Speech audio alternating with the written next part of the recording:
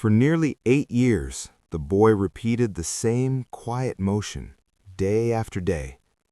He would lift his hand, touch his right ear, then lower it again, as if reminding himself to stay still, to stay brave.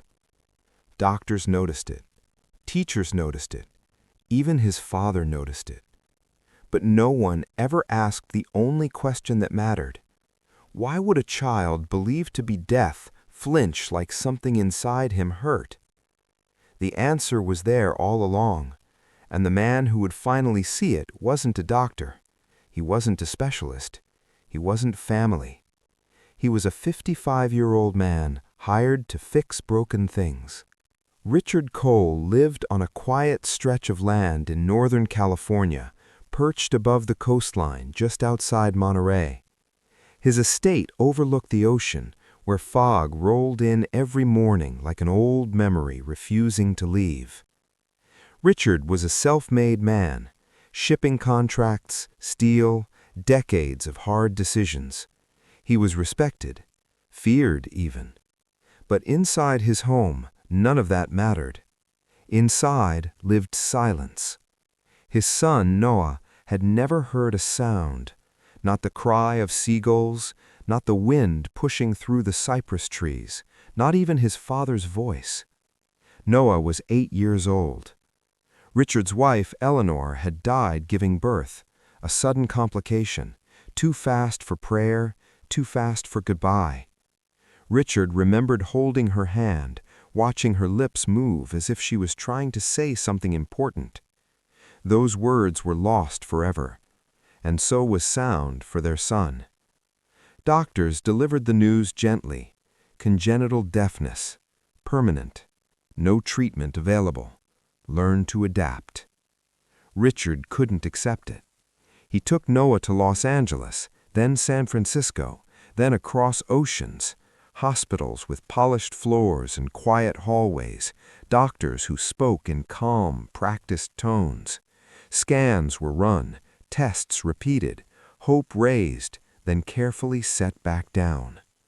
Every answer ended the same way: there's nothing we can do. At night, Richard sat alone in his study, staring at a photograph taken weeks before Eleanor died. She was smiling. Noah slept in her arms. Richard looked like a man who still believed effort was always rewarded.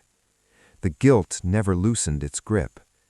If he had chosen a different hospital, if he had noticed something sooner, if he had protected her better. So he shaped his home around silence. No music, no loud conversations.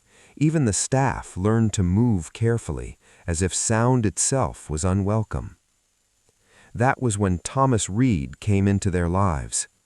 Thomas was 55 years old, a maintenance worker with weathered hands and slow, careful movements. Former army mechanic, widower, a man who had buried his own grief years ago and learned how to live quietly with it. He was hired to keep the property running: generators, gates, plumbing, things that made sense, things that could be fixed. Thomas noticed details most people missed: the faint knock in a pipe before it burst, the way old wood shifted before a storm, and the way Noah touched his ear. Thomas noticed it the first week, not like an itch, not like a habit, like pain. One afternoon, Thomas was repairing a loose step near the sunroom. Noah sat nearby on the floor, lining up model trains with careful precision. Suddenly, the boy stiffened and pressed his palm against his right ear. His eyes squeezed shut for just a moment. Thomas froze. He had seen that look before, in men who carried shrapnel too small to show up on scans, pain that learned to live quietly. Noah didn't cry, didn't complain. He simply returned to his trains. Something tightened in Thomas's chest. He said nothing. He wasn't hired to notice children. But as days passed, he saw it again. Same ear, same wince, again and again. And slowly a thought formed in the mind of a man who had spent a lifetime fixing what others overlooked. What if the boy isn't deaf? What if something is blocking the sound? Thomas didn't yet know that asking that question would put everything at risk. But the moment had already begun. Before we move on, please share in the comments which city and state you're watching from. And if you're enjoying the content, don't forget to subscribe to the channel for more meaningful stories like this. Thomas Reed had learned, over 55 years of living, that silence could mean many things. Sometimes it meant peace, sometimes it meant grief, and sometimes, this he knew well, it meant pain that no one wanted to explain. In the Cole house, silence meant all three. Thomas kept his distance, just like he'd been told. Fix the lights, oil the hinges, repair what broke. Don't linger, don't interfere, especially not with the boy. But once you notice something, it's hard to unsee it. Every morning, Noah sat in the same spot near the sunroom window. He liked the light there. He'd arrange his trains with careful precision, each one perfectly spaced. And every morning, at some point, his hand would rise to his right ear, just for a moment. Then the wince. Thomas began to time it without meaning to. Some days it happened once, some days 3 or 4 times.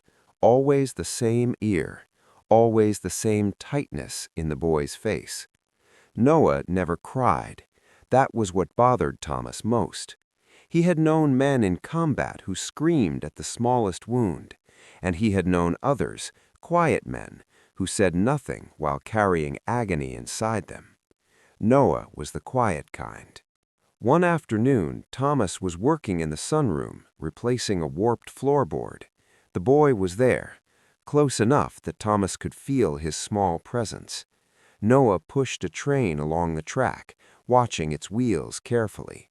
Then it happened again. The boy froze. His hand flew to his ear. His shoulders tensed. Thomas set down his tools. Slowly, carefully, he crouched so he was at the boy's level. He didn't speak. He knew Noah wouldn't hear him.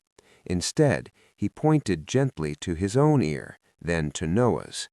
Noah looked at him, startled. For a long moment, neither moved. Then Noah nodded, just once. Thomas felt something break open in his chest. He reached into his pocket and pulled out a small notepad and a pencil he always carried. He wrote slowly, clearly. "Does it hurt?" He slid the paper toward Noah. Noah stared at it, then picked up the pencil with careful fingers. After a pause, he wrote one word: "Sometimes." Thomas swallowed. He wrote again. "Only one ear?" Noah nodded and pointed. "The right one." Thomas felt his pulse quicken. This wasn't how congenital deafness behaved. Pain wasn't supposed to be part of it. He knew that much, even without medical training. Before Thomas could write anything else, a sharp voice cut through the room. "Thomas!" Richard Cole stood in the doorway, his presence heavy as the silence itself. His eyes moved from the notepad to Noah, to Thomas kneeling beside him. Thomas stood immediately. "I was just fixing the floorboards, sir," he said, though the words meant nothing to the boy. Richard's jaw tightened. "You were told not to engage with my son." Thomas nodded. "Yes, sir." Richard stepped forward, placing a hand on Noah's shoulder. The boy flinched, not from the touch, but from something deeper, something inside. Thomas saw it. Richard didn't. "Go back to work," Richard said quietly. Thomas obeyed. But something had shifted. That night, Thomas sat alone in his small room at the edge of the estate. He stared at the notepad on his desk. Sometimes. That single word wouldn't leave his mind. He thought of his younger brother, gone now for over 30 years, deaf in one ear after a workplace accident. Doctors had missed a blockage for years, said it was nerve damage, said it was permanent, until one man finally looked closely. One simple procedure. Sound returned. Thomas rubbed his hands together, feeling the ache in his knuckles. He wasn't a doctor, he had no authority, no right, but he had eyes, and he had lived long enough to know this truth. Sometimes people with titles stop seeing the person in front of them. The next morning, Thomas watched Noah from a distance.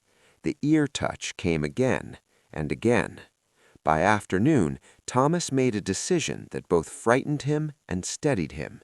He would not act yet, but he would watch, and if the pain returned, if the boy suffered again, Thomas Reed would no longer pretend he hadn't seen it, because some things, once noticed, become a responsibility. The pain came back 3 days later. This time, it didn't hide. Thomas was in the lower wing of the house repairing a generator when he felt it before he saw it, a disturbance in the quiet. Not a sound exactly, but movement, running footsteps, a door opening too fast. Then he saw Noah. The boy was seated on the cold stone floor near the hallway window, knees drawn to his chest, one hand pressed hard against his right ear. His face was pale. His breathing was quick and shallow. Thomas dropped his tools. He crossed the room without thinking, kneeling beside him. Noah looked up, eyes glassy, frightened. His free hand trembled as he signed something clumsy, something he hadn't used before. Hurts. Bad. Thomas felt his chest tighten. He reached for the notepad, hands no longer steady. Is it always this ear? Noah nodded. Tears slipped down his cheeks, silent and heavy. Thomas took a slow breath and made a decision that terrified him. He pointed to Noah's ear, then to his own eyes. May I look? Noah hesitated. 8 years of doctors, 8 years of strangers touching him, poking him, promising help that never came. Trust didn't come easily. But Thomas didn't rush him. He simply waited. Finally, Noah nodded. Thomas tilted the boy's head gently toward the window, letting the soft California light fall across his ear. He leaned closer, and then he saw it. Deep inside the ear canal, just beyond where casual glances would stop, something dark caught the light. Dense, irregular, not skin, not shadow. Thomas's breath caught. He leaned back, heart pounding. That shouldn't be there. Every instinct he had, honed by decades of fixing what others overlooked, screamed the same thing. This was not deafness. This was obstruction. Thomas sat back on his heels, mind racing. How had doctors missed this? Or had they seen it and dismissed it, written it off as irrelevant? He looked at Noah, whose pain was easing slightly now that his head was still. Thomas wrote slowly, "Something is there, something blocking." Noah's eyes widened. His hands moved fast, urgent. Doctors hurt. Doctors say nothing help. Thomas swallowed hard. "I know," he whispered, though Noah couldn't hear it. He wrote again, "I will not hurt you, but your father must know." Noah's face crumpled. He shook his head fiercely. Fear poured out of him, not loud, not dramatic, but deep. He signed of cold rooms, of bright lights, of hands that didn't explain. Thomas felt the weight of it. He stood and gently helped Noah to his feet. "I won't touch, not yet." That evening, Thomas found Richard Cole in his study. The house was quiet, as always. The ocean fog pressed against the windows. Richard didn't look up from his papers. "Make it quick." Thomas cleared his throat. "It's about your son." Richard's jaw tightened. Noah has always had sensitivity. "This is different. It's always the same ear. There's something there, something physical." Richard stood abruptly. "Are you a doctor, Mr. Reed?" "No, sir." "Then don't pretend to be one." Richard's voice was sharp now. "We have taken him to the best specialists in the world." Thomas met his eyes. Then why is he in pain? Silence filled the room. Richard looked away. "You're overstepping," he said quietly. "I suggest you remember your role." Thomas nodded. "Yes, sir." But as he turned to leave, he added one final sentence. "Sometimes the problem isn't what the experts say. It's what no one takes the time to see." Richard said nothing. That night, Thomas sat alone in his room, staring at his hands. If he did nothing, the boy would continue to suffer. If he acted without permission, he could lose everything: his job, his reputation, even his freedom.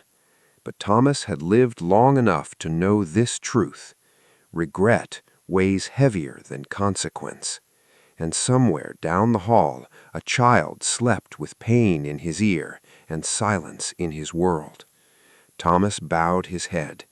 "Lord," he whispered, "if I'm wrong, stop me, and if I'm right, give me the courage to do what no one else will." The decision had been made. The house was silent that night, as if the walls themselves were holding their breath. Thomas couldn't sleep. He kept picturing Noah sitting on the stone floor, small hands pressed against his ear, silent tears carving trails down his cheeks. Every time he closed his eyes, he saw it: the dark blockage hidden inside the boy's canal, invisible to every specialist who had claimed they could help. He rubbed his face and thought of his own brother, long gone. He remembered the years of pain and missed chances, the doctors who said nothing could be done, and the relief that finally came when someone took the time to look. "I can't let history repeat itself." Thomas rose quietly and gathered what he would need: a small pair of sterilized tweezers from the first aid kit in the utility closet, a flashlight, gloves. Everything was simple, everything necessary. He paused at the doorway of Noah's room, listening. Even in sleep, the boy shifted, curling his tiny body as if bracing for some invisible pain. Thomas knelt beside him, whispering softly, though Noah could not hear a single word. He adjusted the flashlight so the beam fell gently across the boy's ear, careful not to startle him. Noah stirred but did not wake fully. Thomas's hands shook. 55 years had given him steadiness, but not against the fear of this moment. One wrong move and he could harm the child, or worse, Richard would find him, and Thomas would lose everything he had left in this world. But he had no choice. Slowly, Thomas lifted the tweezers. He guided them toward the ear canal. Time seemed to slow, the air thickened, every heartbeat sounded like a drum in the quiet room. And then he saw it clearly: a dark, dense mass lodged deep where no casual glance could reach. It had grown over the years, unnoticed, untouched, unchallenged. Thomas exhaled, steadying his shaking hands. "This is it," he thought, "one chance to do what no one else could." He worked with the utmost care, inch by inch, refusing to rush. The blockage resisted at first, sticky and stubborn. Thomas's palms sweated through the gloves. He whispered prayers under his breath, asking God to guide his hands. Noah stirred slightly, a small whimper escaping his lips. Thomas paused, resting a hand lightly on his shoulder. "You're safe," he signed, tracing gentle shapes in the air.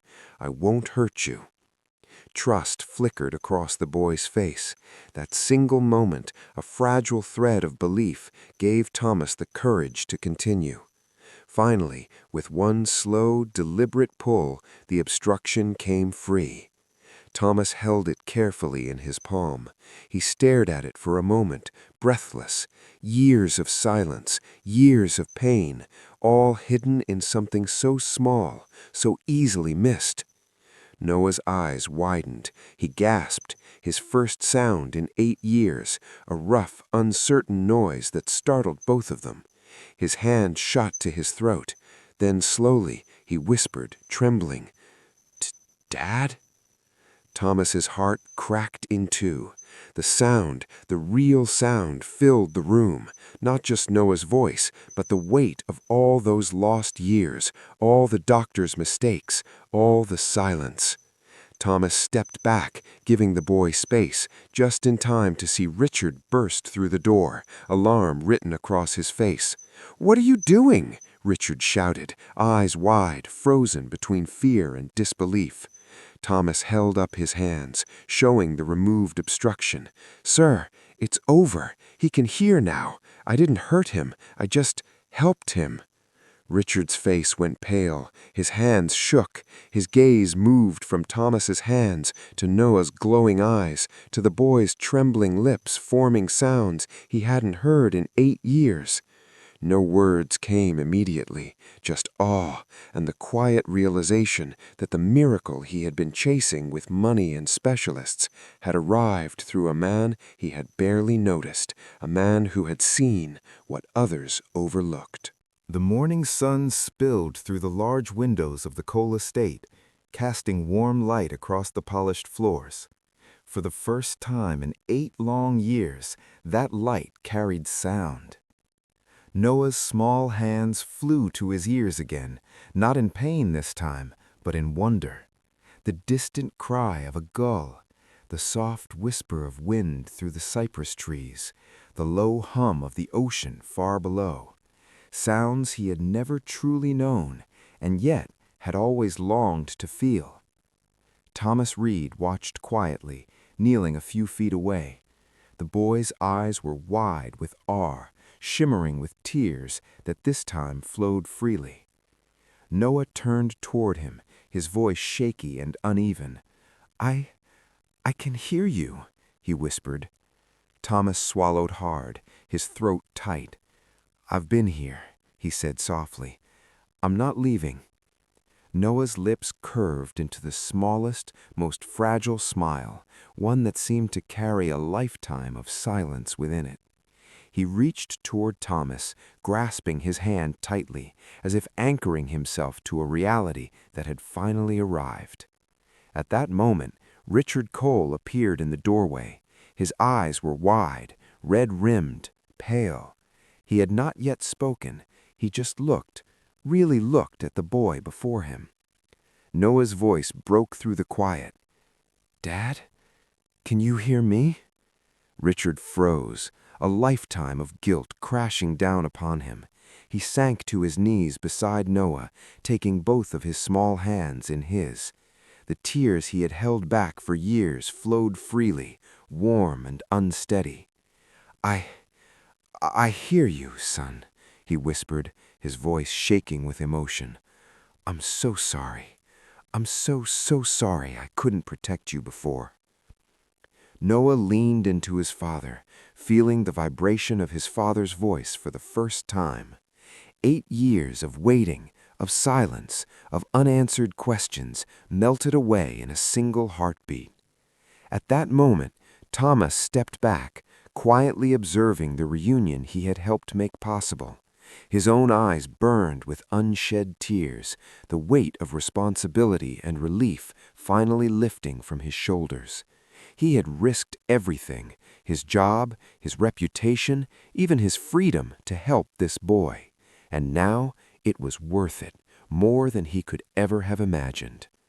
Richard finally looked up at Thomas, awe and gratitude written across his face. You saw what no one else did. You saved him." Thomas shook his head, humility etched into every line of his face. "I didn't save him, sir.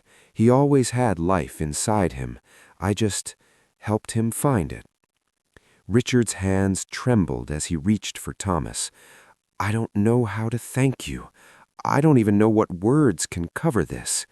Thomas offered a small, tired smile. "No words needed, sir. Just keep listening to him now. That's enough."